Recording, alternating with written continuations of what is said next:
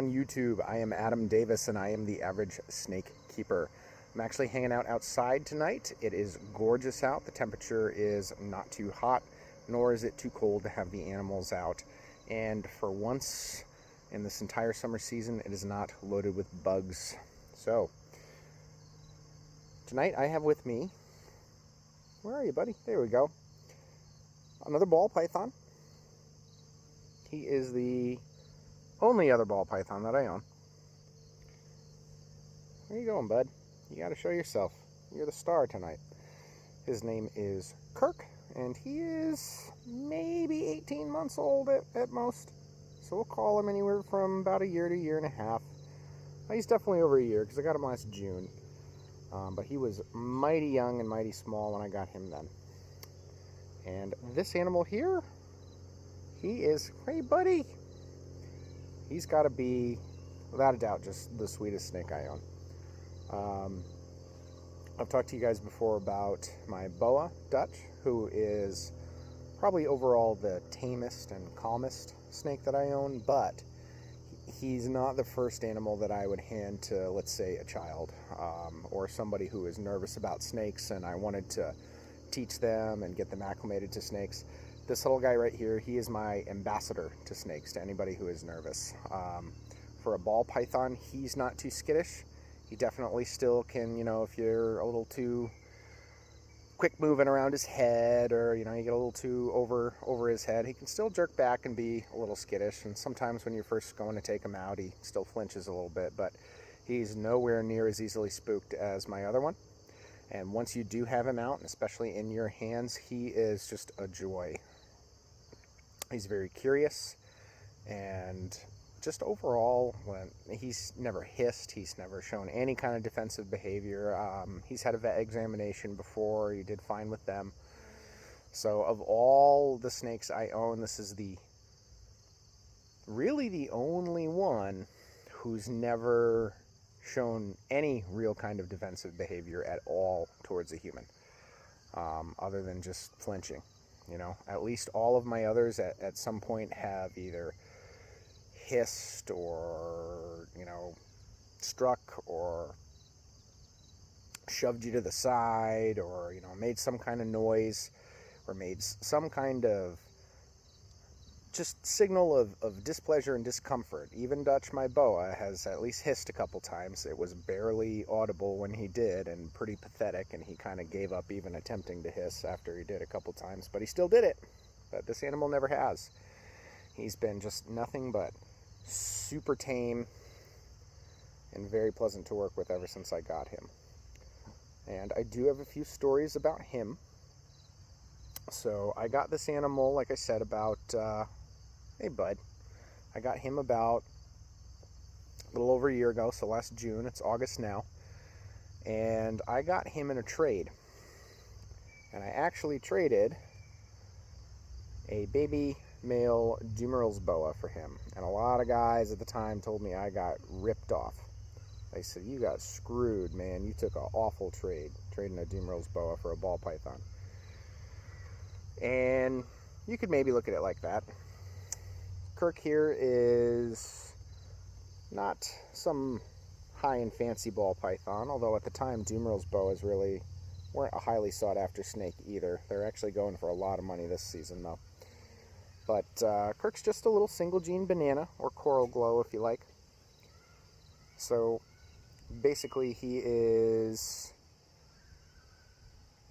just kind of your basic introduction to morphs. However, I think bananas, pieds, maybe spiders, there's a couple genes, but I would put bananas and pieds kind of at the top of when I think of ball python morphs as really the two that kind of always stuck out to me. So when I had the opportunity to get him, I wasn't really looking for more ball pythons, but he was one that I decided I would take, and I'm super glad I got him because he is gorgeous, he is super sweet. I love all the speckles. He's got a couple right on his forehead. I don't know if I can get you guys to see that, how cooperative I can be, but two of those spots, nah, he's not going to cooperate with me. We'll see if we can get that some other time, but he's got two little dots, one right here and one right here. But anyway, I ended up taking that trade because the Dumeral's boa, which was an animal that I wanted to work with for a long time, I was super excited to have that animal in my collection, and as you guys know, I do have another one now. But the one I got was defensive and would not eat. And I worked with that animal for months, and still I couldn't break it out of that, what are you doing, buddy? Out of that scared defensive behavior, and I couldn't break him, more importantly, out of his refusal to eat anything that wasn't live prey, left alone with him for hours, which is really, for like a baby snake, not something I'm looking to do, because once they move on to prey that's, you know, got its eyes open and can bite and fight back, I do not want to leave that alone with an animal for that long. Hey, guy. Let's see if I can maneuver him a little better so y'all can see him. There we go. Man, when he's outside, that color really shines. I got to do some more videos outside before the season ends. Does not do him justice. So anyway, I was getting real frustrated with that poor little boa, and I was starting to feel not only that I didn't really enjoy working the animal, working with the animal, and I wasn't as excited as I wanted to be, but I was getting worried that I just wasn't going to be providing the kind of care and environment that animal needed. I think what inevitably happened was I was sold an animal that was just not as described. I was sold an animal that was described as tame and pleasant and easily handleable and readily eating, and it was none of those things. Granted, when you ship a reptile, it can go from, you know, especially as a baby, can go from calm and even tempered to, you know, being sent in the mail overnight and being spooked and in a new home with a new person, and that calm and great attitude maybe goes away, but he at the very least probably should have been eating. He probably should have been established, and I'm gonna guess wasn't, because I've also heard that the retailer that I got him from had misrepresented another animal that they sold from to someone else in the Dumeral's community. So I'm pretty confident in asserting that I probably just was sold an animal that wasn't ready to be sold. So either way, I have a couple of connections down here, and one of the only ones that I trust knew I was having some frustrations with this animal, and he said, listen, man, he said, I know how to get it to eat, and I've got what it will eat, which is chicks. So he had access to chicks as feeders, and he offered me up to take that animal and asked if I would take something in trade. And he had just had a clutch of, I can't remember what exactly little Kirk's here's parents were, but I think he ended up just being, he might have a het. I don't really remember, other than I'm not planning to breed this animal anyway. So, but either way, he was one of the last remaining males of that clutch. There might have been something other than in it, but all I know is I believe all that's showing in him is just banana. Like I said, I have no real interest, I think, in ever breeding ball pythons. I think I might just ever only have these two to maybe another one or two as pets. We'll see. There'd have to be a killer female that landed in my lap for me to entertain breeding them. But either way, I saw this little guy, and he was like this from day one. So I, of course, fell in love with him, and I ended up taking that trade. So my buddy took the boa. Boa started eating the chicks, calmed down, is a ready eater, has since found another home to be with. So that ended up being a good story. I sometimes feel like I gave up on that animal, but I instead remember that I took this animal and I gave him a good home, and I'm giving him a good life. So there you go, bud.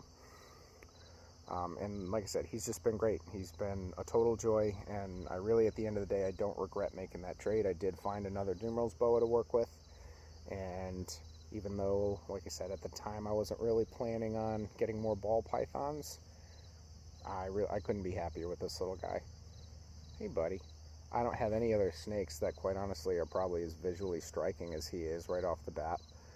As much as a hobbyist, I look at my Dumeral's boa, and I think the patterns on him are wild and just amazing to see. I look at my common boa. Dude, you are in the worst position here. You got to do something with your head. There you go. Anyway, I'll look at my common boa, and I love the rust colors that get into his tail, and I love the creamy colors that just are part of his complexion with the hypomelanism. And I can look at my new Sumatran shorttail, and she is stunning, stunning, stunning animal. But you know, other people might look at these as, okay, well that snake's kind of tan, that snake's brown, regular ball python. There's another brown snake, Sumatran shorttail. People will be like, well, this snake is like, oh, it's okay. It's black and gray, brownish in the light, you know, versus something sticks out. Hey, buddy, something sticks out about a yellow snake. And especially when he was really little, man, he was so vibrant. He was such a bright, vibrant yellow. And at only, like I said, maybe a year and a half, he's already dulled. Those kind of muted purple colors, you know, that run along the back in between the yellows, those are a lot more dull than they used to be. So, but he's still a gorgeous animal. I think till the day he dies, he's probably just going to be absolutely beautiful. And I love the morph. Just yellow balls, I think, are very striking. I like I said, enchies and spiders and things like that are pretty cool, but there's something about the classic banana, the fact that they get these little spots just like a banana. There's something just really great about that. Let me see if we can get, here's his little head dots. He's got 1, 2 right there. But either way, that's kind of the first big story about him. So I know a lot of that was about a boa and not really about this guy. But the big lesson that I learned with this poor little man here was about double checking enclosures and thermostats. And it is one of the hardest lessons I've had to learn as a keeper, because I had to look at that and I had to identify that this big mistake that I made was 100% on me, and it did cost the welfare of my animal. And I'm going to share it with you guys because I want to make sure, never mind the fact that I was constantly making sure after this happened that it was not happening to me again, but I want to ensure to not just any new keepers, but other keepers who are around my experience level, or even any guys who have been doing this for ages and consider themselves pros, just a reminder of, you know, every now and then, this is going to sound stupid, but double check which thermostat you think is regulating which rack or which enclosure, which tub, whatever have you.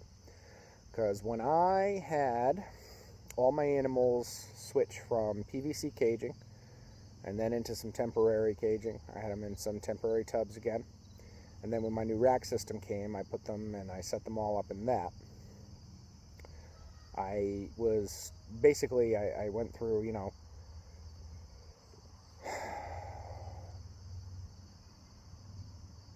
3 to 4 different enclosure types within the span of, let's say, 2 years, if not less. So before I settled on this new rack. So I set that up, and I had, for at the time, 4 animals, 4 individual thermostats. I wasn't doing something like putting just like one probe to regulate a bunch of stats. I didn't have like a herpstat 2 or 3 or rather a 2 or 4 or anything like that. So I had a V and 3 herpstats that each regulated one heat source. So I set them all up, and I put the 2 thermostats that would be regulating my 2 boas next to each other, my 2 thermostats that would be regulating my 2 ball pythons next to each other. And sure enough, all winter long, everybody's enclosures were right where they needed to be, temperature-wise, humidity-wise, everybody was doing fine. And then the warm weather came this season, and all of a sudden, my boa's enclosure seemed cold, and this guy's enclosure seemed hot, and no matter how much I messed with the thermostats, I couldn't get that to change. And this poor dude ended up having a rough shed, and I helped him out with that.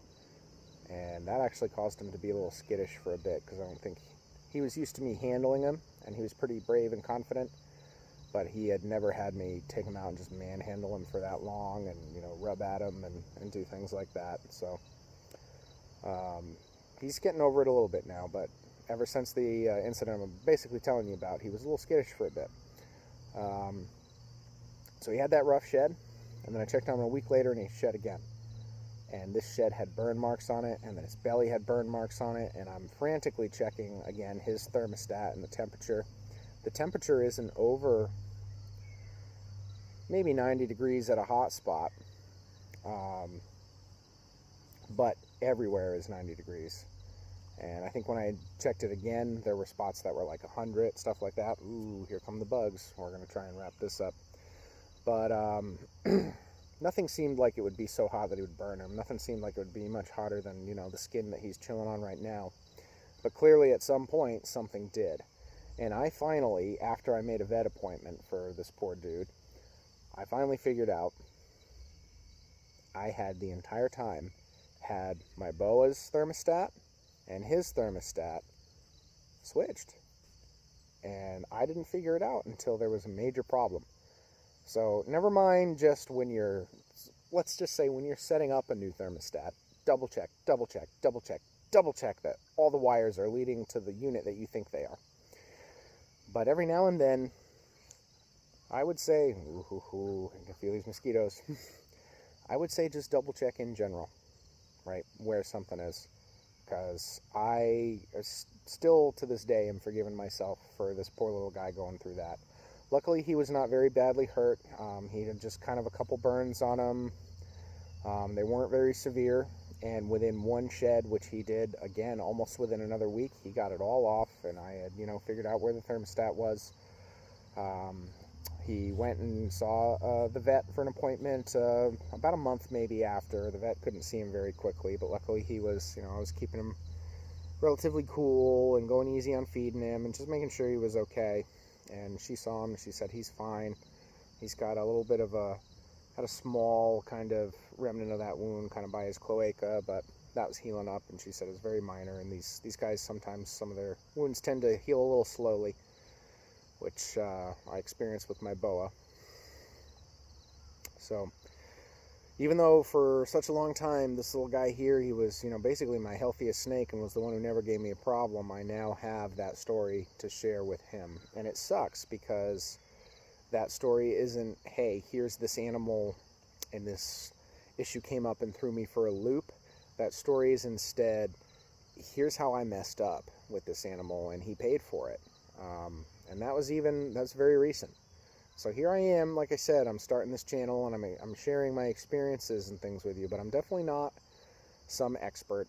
I'm not going to proclaim that I am, and I'm not too far into this to continue to make my own mistakes. But the important part, again, here is to learn from those mistakes, and part of what I want to be able to do with this channel is share my mistakes in the hopes that other people can learn from them without ever having to repeat them or make them for the first time, right? So, but either way, I wanted to also just show this little guy off. He has one or two modes, right? Kind of how you saw him in the beginning, where he's crawling around a lot, and for a ball python, he's actually pretty fun to handle. And then he has this mode, which is, I'm done exploring, I'm tired, and now he just sits. And then he turns into your basic ball python, where he finds a position, and he can just be like this for hours. But if you're the type of person who just wants a pretty and friendly snake to just chill with, he's just the best example. I couldn't ask for a better one. Like I said, I love my other ball. She'll be with me forever because she was my first. But I think he is personality-wise, a little bit more of a better example of probably what people are looking for and desire in the species when keeping them as a pet. Especially the people who grab him as a first snake. He would have been probably a much easier first ball python to deal with than my female was. And just in general, I never worry about this guy being moody. I don't worry about him kind of hissing at me. He doesn't trash his enclosure like the other one does. He doesn't get in trouble when I put him on the couch for a second to clean his enclosure. He's just super well behaved. And basically this picture right here, there we go, this sums up the personality of this snake right here. Chill, cute, easy to handle, beautiful. So I don't have too much more, I think, to say about him. I'm actually reshooting this video. I've had a really rough week this week with just doing a lot of stuff with work, trying to get things ready around the house, trying to figure out recording space right now on my phone to make sure that I can continue to make these videos and try and make them look somewhat decent for you guys. So I've been dealing with that, so I'm definitely pumping these videos out late this week, which I apologize for that. But I also had my truck go into the shop this week, so that's the other fun thing that I'm dealing with. But that means I'm going to be at home, not only for the rest of today, but for tomorrow. So I want to pump this video out, hopefully the night that I'm shooting it, tonight. And I should have another one out tomorrow as well. I want to see if I can't get the other animal out and film her outside like this again tomorrow, because this was awesome. I think the lighting and everything's a lot better, and we're filming at sundown here too, so this is pretty cool.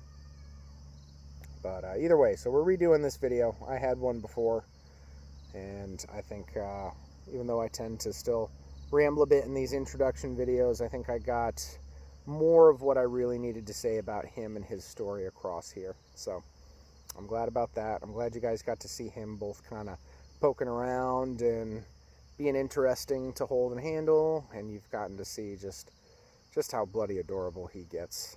Basically, once he's tired out a little bit, he just becomes your little lap snake. So anyway, this is Captain Kirk. I'm Adam Davis, the average snake keeper. And if you enjoyed this video, please give it a like, subscribe to the channel. If you want to see more, let me know in the comments what kind of material and content you would like to see from a channel like this by the average snake keeper for the average snake keeper. And once again, remember, I am filming this 2020. This would be August 20th, 21st, somewhere around there. Either way, we're on the week of the 17th. And if you are watching on that week, you still have time to go to my giveaway video and enter to win a t-shirt, mug, and some stickers. And I will be running that promotion again when we hit 100 subscribers, and I will be picking the winners for this promotion on a live Instagram video this Monday. All right, guys, have a good night. What's going on YouTube? I am Adam Davis, and